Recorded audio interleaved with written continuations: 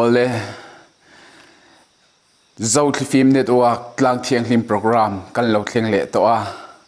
min try tling tu kan lalpa isu Krista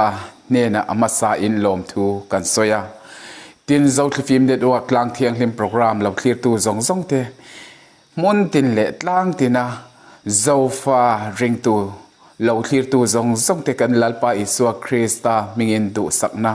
chibai kabuk vek cheu ani ole voina kan hun man dan tur puan kan han puang ange pathian thu taka rong min bol sak tu turin pastor Buonthanglien anianga solo pathian fakna la saka rong min bol sak tu turin nula Rodawngliani Ralte le tlangwal Lalzarlien Zote te anni donani ole Tlangthianghlim program hi kan lo la she chiang lo deuh mei the tam tak chuan hei tun lai lalpa zara subscriber po mi enge mozat anron om thara subscriber thartena kan lo hriat atan Tlangthianghlim program ani ang rengin zofa te hi keimani zo trong hi chi tam tak chi peng tam tak a oma chumi a chuan tun khenga kan zo trong man hi lu sei trong tu lian trong kan ti chau hian program kan manglova pai te trong mar trong ti ten du lian trong te kal tlangin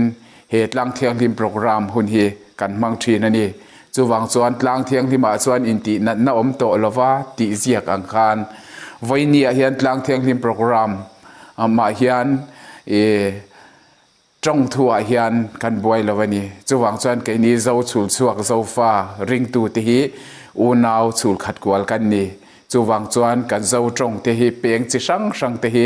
a kanin ngai lut sak angaya chuwang chuan trong chi khat chau kan nei lovani zo fa te hi kan trong hi a hau sa ema chuwang chuan trong enge mo za thi kan nei ani chuwang chuan zakan zo trong zong hi kan hriat thiam ma kan ni hriat lan te a apoimo hle ani Pentecost ni tharau thianghlim lo thlen ni po khan an trong te kha an ma ni trong ang thevin an hria a chuwang chuan ke ni Tlangthianghlim lalpan min lo atira Tlangthianghlim program a hi chuan keima ni zo chul chuak ami trong hi pai te trong hei tha to trong te po lai trong te pon rong kan lab ron bol ze lang dar long trong te pon chorei trong te enge bia te trong tiang te po khan kan la ron ti zel tura kan ngai ni voinia hian lalpan Tlangthianghlim program min throi thlenglam ro pui tak zet lom thu kan soya he Tlangthianghlim program lo clear tu zong te hian pathian thu le a fakhla te mang hian taksa le tharawa malsom na ro pui tak in lo chan hi kan du sak tak meu chewani ole kan hun min try tu atan pathian thu thianghlim chiarin lo ngai tla ang thu fing te bung thum changa atang hian kan chiar lokonge ithin lung zong in lalpa churing la nangma hriat na in ngat su ithil ti na renga ama chu shereng la ti chuan ikal na tur kong te chu ako mu ang che mani ngain in ti fing su la lalpa trila sual kal sanro athu thianghlim kan chiar ti kan za tan lalpan atharin malmin som sak ro se pathian ne na kan hun te in hlan na trong trai na kan lo nei nge o khongai tu kan lalpa le kan pathian min mangai na le min ven him na azara lalpa voin Tlangthianghlim program mangle theitura min hruai thlen le awangin lalpa kan lom tu kan tril cheni lalpa ithutak pastor Buonthanglien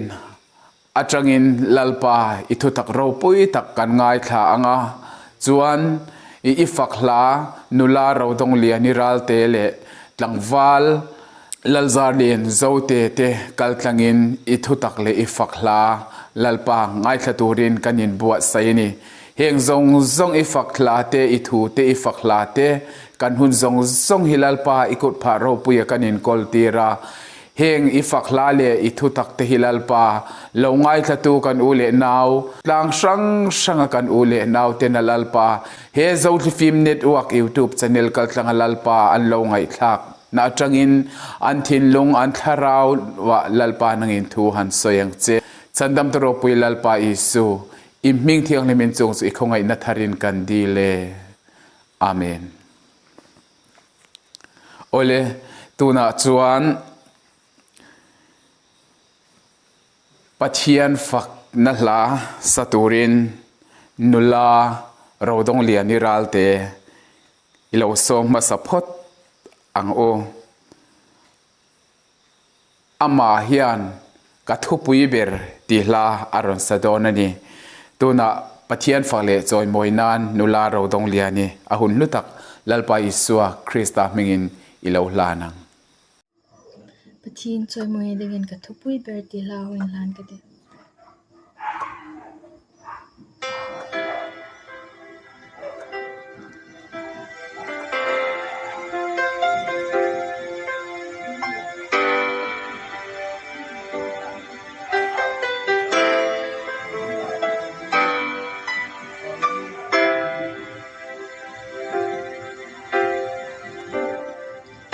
Ram tiêu lam panin sắc lâu ta chung hi ni tan ka la ma se o lan pa si moi tu an tam ne ka kal thiam lo se tan nan ni tin min be nang ba kal bo san turi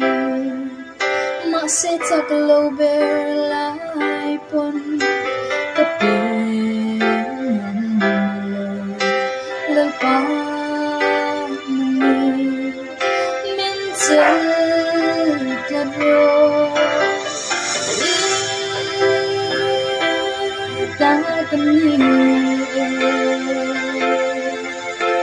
se to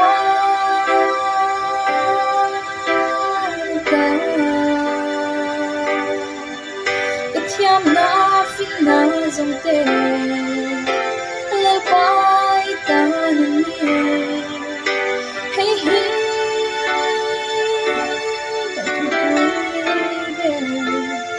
ma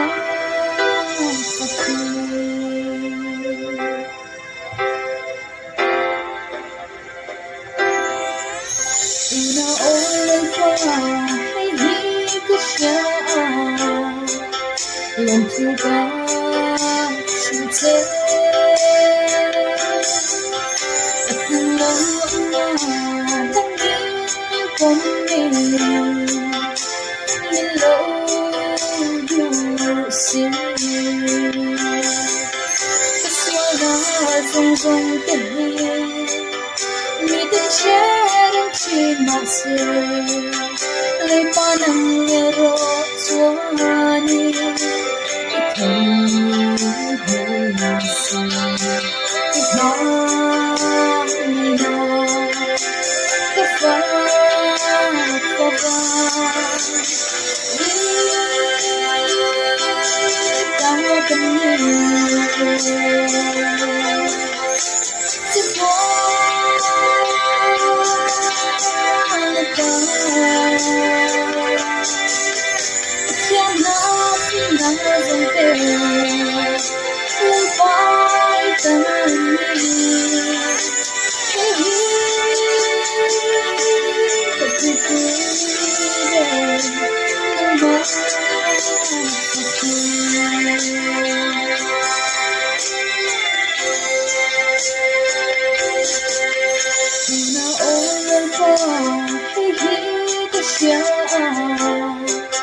lòng chu ca chung thế từng lâu nga đang đi như con mình lâu đủ xin xóa lá rong rong tình mi tin sharing chi ma se le panang ro swani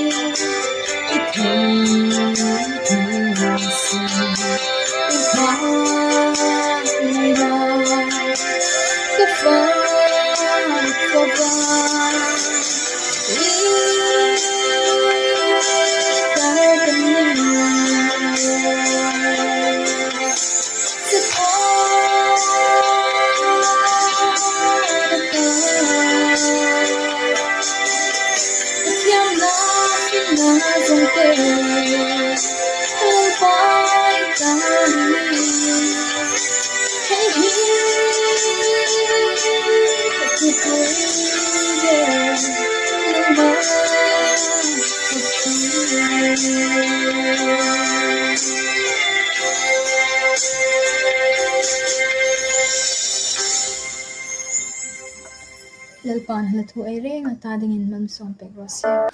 Ole aropui tak zet hallelujah amen kan pe ani lalpa chu fakin om sela lalpa chu choi moin lo om zel ro se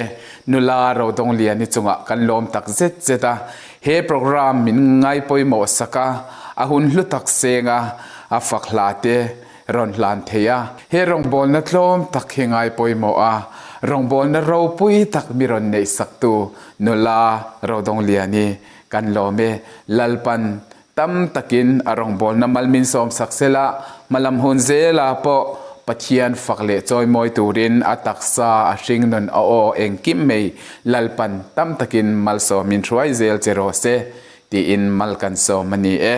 alom om tak zet zet ani olituna chuan pathian thu tak ngai thak na lam kan pan le thung tonga tuna chuan pastor Buonthanglien atangin pathian thu tak ngai thak na hun kan lo nei tonga pathian khongai na tam tak changa ahun lu tak chang turin lalpai suak Krista mingin pastor Buonthanglien pathian thu soi turin ilo som le nga lang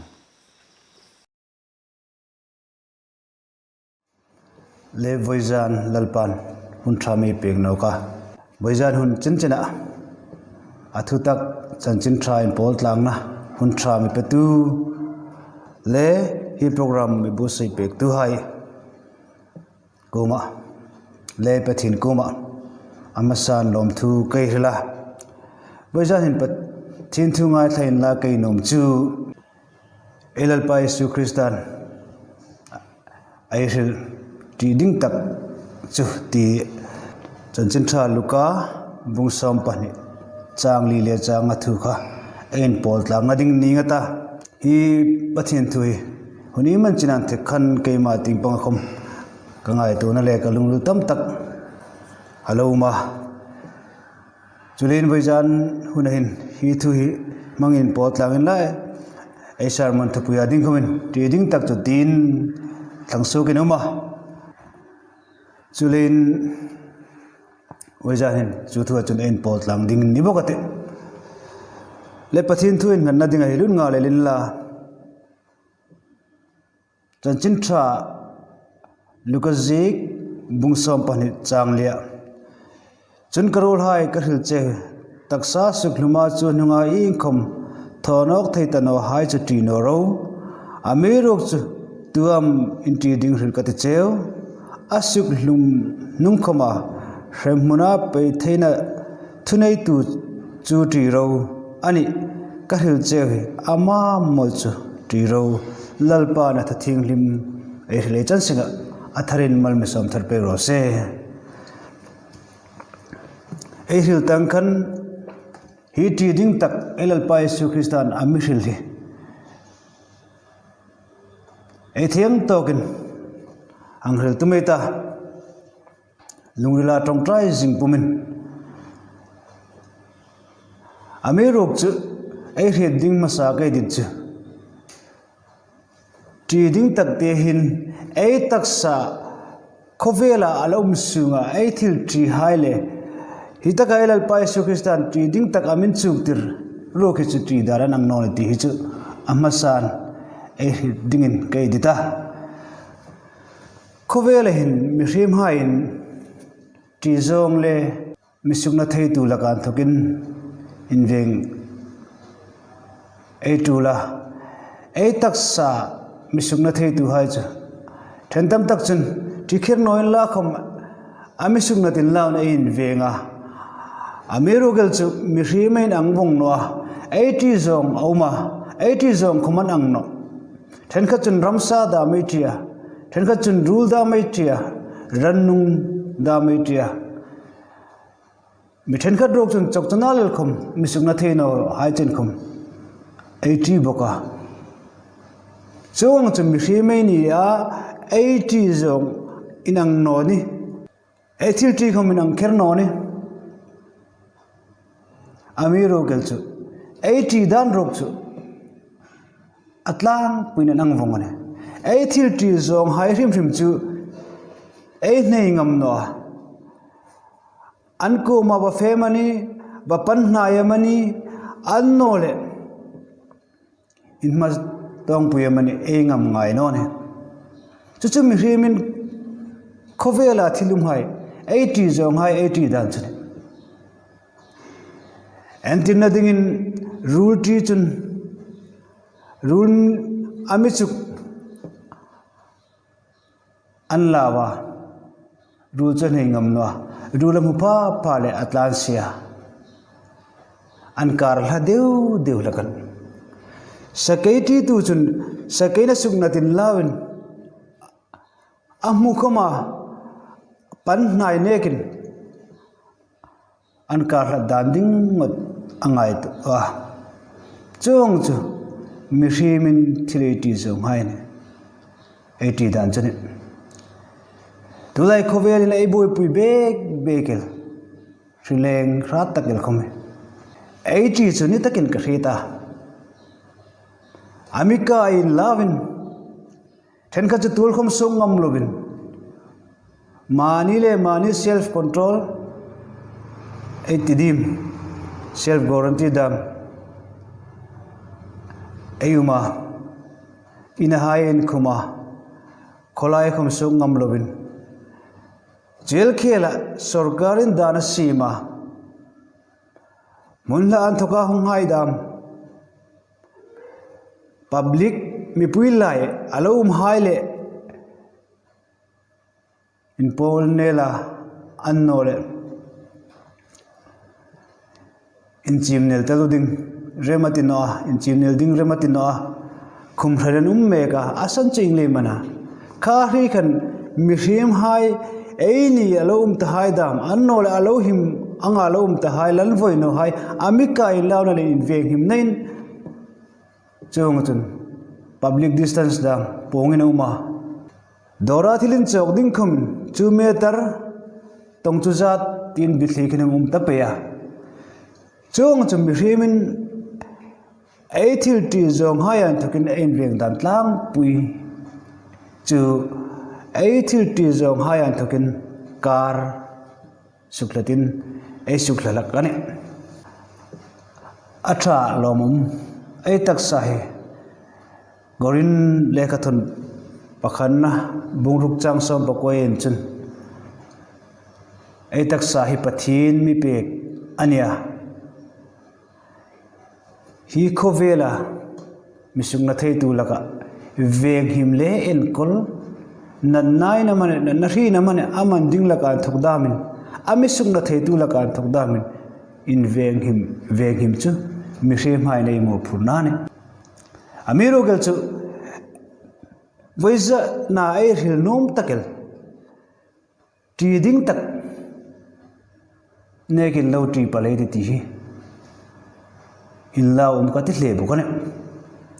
elal pai su kristan ti ding tak amir nekin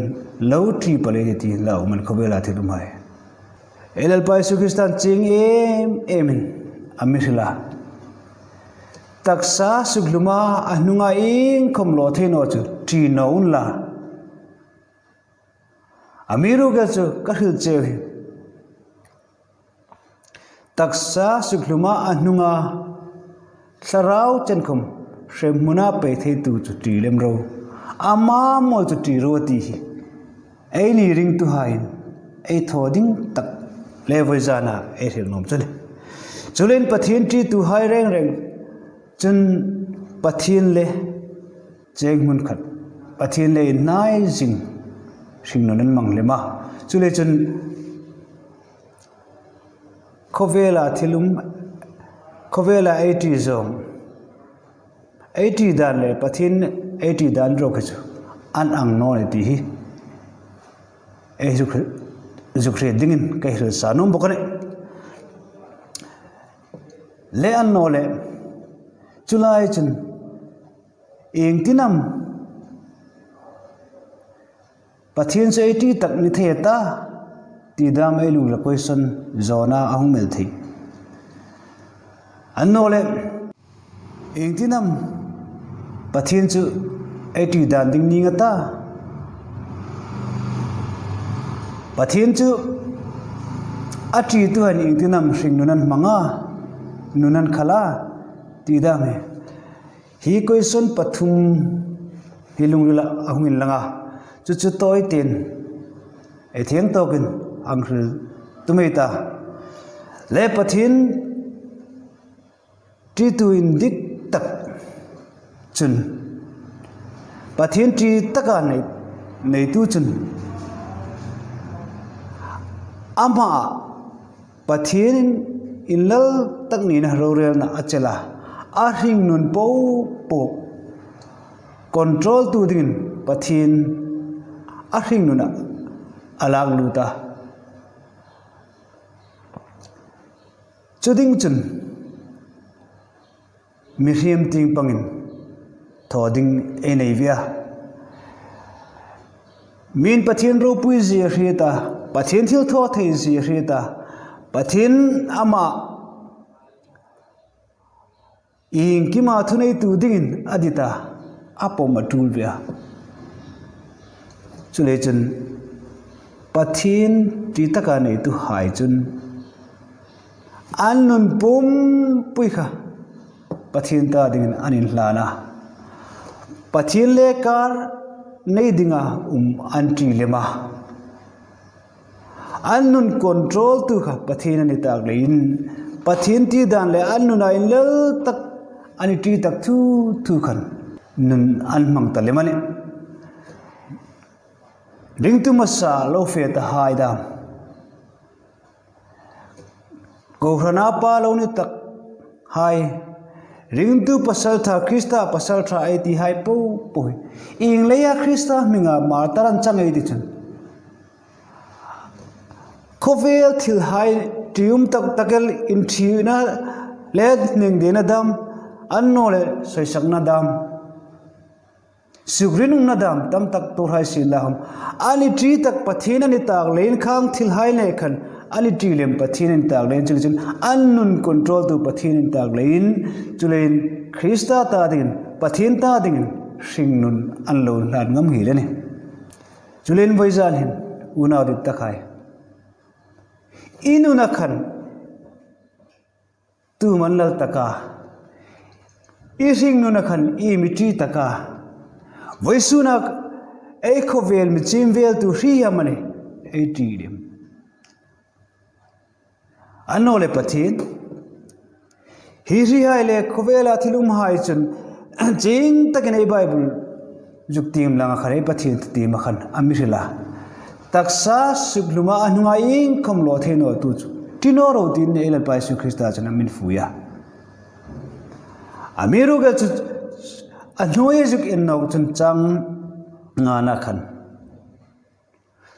taksa sugluma anunga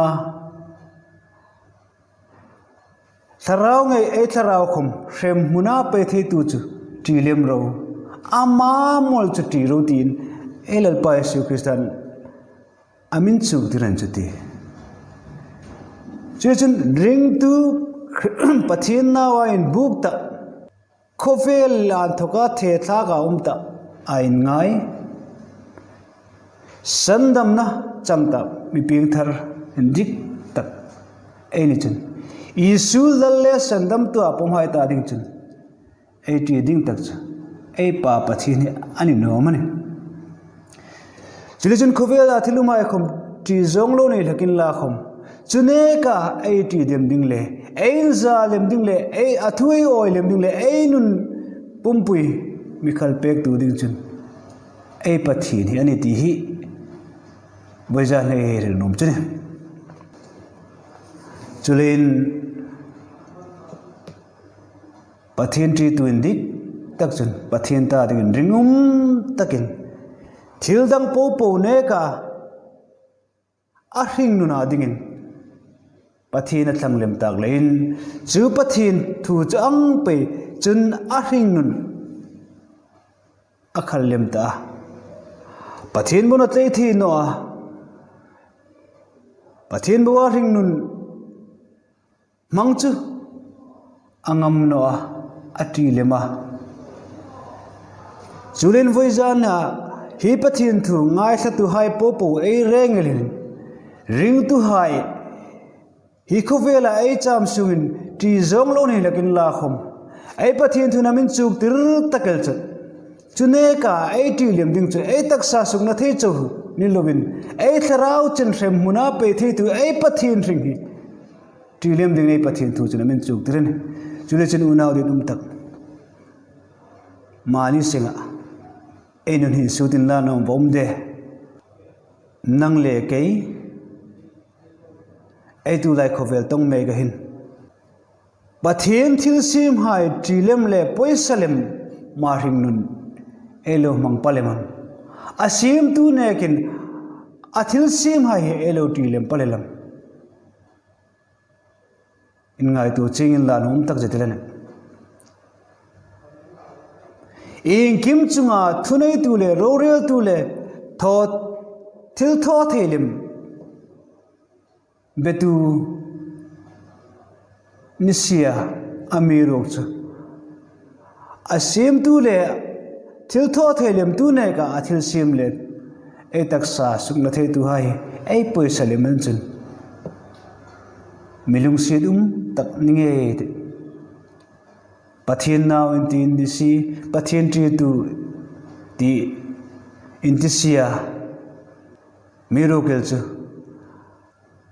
chung hai po po khovela thumul mai po po ne ka pathin hi tilem ding ani ti hi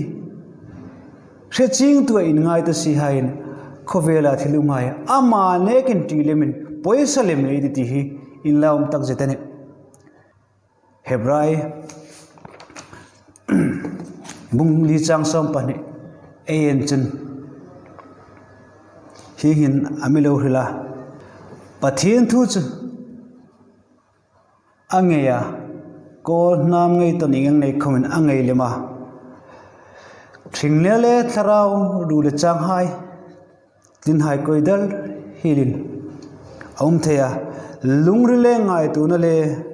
thil tum hai a ri thei nga la ti chu chulen unaw dit tak vaizana ai pathin thu ngai thlakin iru le chang po po phang sok sin la vaizana ai pathin thu ngai thlakin ko nam ngai ton ing ang ne ka ngai le mani ti hria ingai tu na ilung ri lai ngai tu na chen ka phang sok sin la a hil tu le ngai thla tu ere ngai le ai pathin thu ngai thlakin mi at sin la einom tak jitane chulen ka unaw dit tak hai nang le kei pathin thu khoma mi at zo talo ring nun elo mangani chun pathin thu khoma ei ni as ei ngai tu nei ru le chang khom phang sok thei talo pathin thu alo ni chun nang ma ting panga ei ni ting panga inin fi ngai ti hi einom tak jetelane chungan lein voizan ai pathin thu ngai thlakhi ei ne sin tho sin la a hil tu le ngai thla tu ere nga ta din lal para tharmal me som thar pe ro se amen hallelujah amen aro pui tak zet zet tuna kan soi ang khan tuna athu soi kan ngai thla ang khan hlau tur tak chu ti ani hlau tur tak kan hlau the kan hlau cheu the nan pathianin thu kan za tan atharin malmin som sak non mol ro se ni e kan tun hun te hi kan han ngai thla a kan han en vela hlau tur hlau lovin setana thil ti theina te hi kan hlau ta emmoni kan i ti turin a omani chuwang chuan pathian hi kan hlau ber turani a pathian hlau na changin thil mi in sualte akal sana pathian hlau na changin mi in pathian a nei tol thina ni chuwang chuan tun aron soi ang khan khovel thil lampanga kan hlau zong chu entina na ron soi ang khan sai chu lo hlau viau ta ila sai chu kan kalsana hlataka kan kalsan thina ni ma se pathian kan hlauna chuan ama lam min nai tir thung thina ni chuwang chuan pathian ne na kan chen dun reng theina atan pathian hlau hi apoimo tak zetani pathian ne na om ngiang kan om reng theina tan pathian ne na thian tha kan om reng theina atan hlau tur dik tak lalpa kan hlau tur ani chuwang chuan lalpan athu malmin som sak ro se alom om tak zet ani ahun lu tak sengin he rong bol na tlom tak hi min ngai poimo sakin rong bol na ro pui tak pathian thu ro pui tak rong bol na miron nei sak tu pastor Buonthanglien chunga lom thu kan soya arong bol na lalpan kan za ta na tharin malmin som sak ro se ole tu na chuan pathian fakna hla arong min bol sak tu turin tlangwal Lalzarlien Zote atangin fakna hla kan ngai thale donani tuna pathian faka choi moi turin tlangwal Lalzarlien Zote ahun hlutak chang turin lalpa Isu Krista mingin kan lo hlan ngal ani e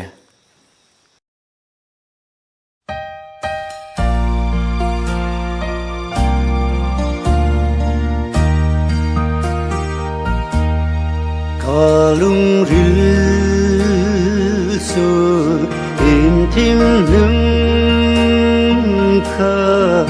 i temple la in chang kirla asunga hin o kalal pa tatunin hung cheng ding ro na chu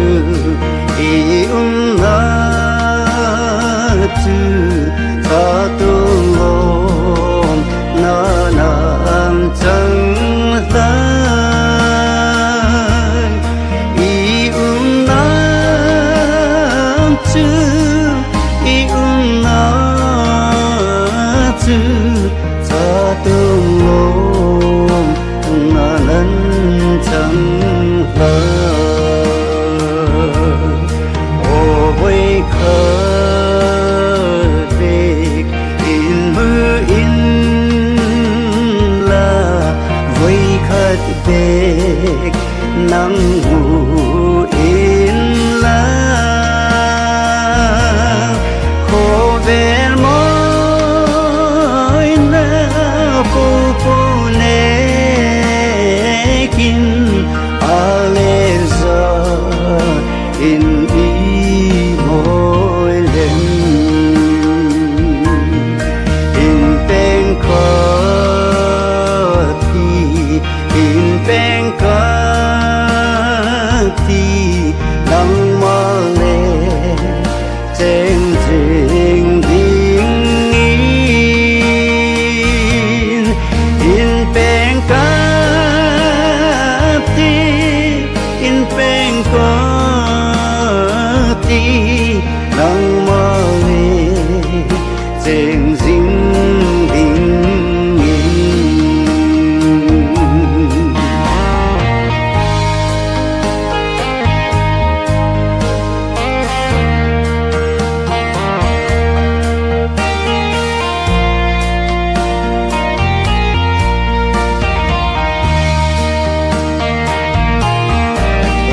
hi pin ro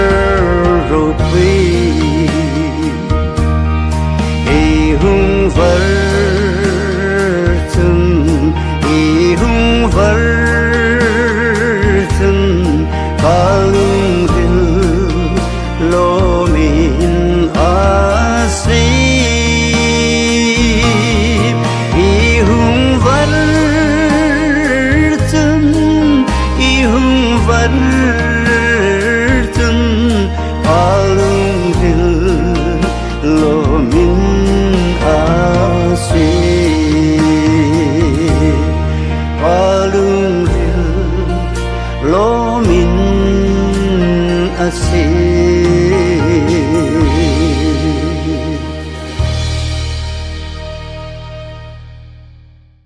Hallelujah, Amen. Araw pui tak zet ani tlangwa Lalzarlien Zote chunga thinlung takin lalpa Isua Krista mingin lom thu kan soya pathian fakna la moi tak mei miron saksaka kan lom tak zet ani zo faring tu ten pathian launa chang she lova pathian ne nakanin kar ke pro pui tak alo oma kai mania lalpan ria run arem theilo na kai mania om to lo na pathian kan lo ti vui to na lak ata kha la ka thin lung sual bol lo nu kha item pula chantirla achunga hian o kalal pa chatuanin lo chengang che tile theu turin zofa ring tu te zo film net oak lo clear tu te zong zong nena afakla lalpan kanzatan tharin malmin som sakrose alom om takzet tlangwal Lalzarlien Zote akalzel natura lalpan shroin te chakzel chirose ti in mal kansom ani ole toplam kan lo nai to nga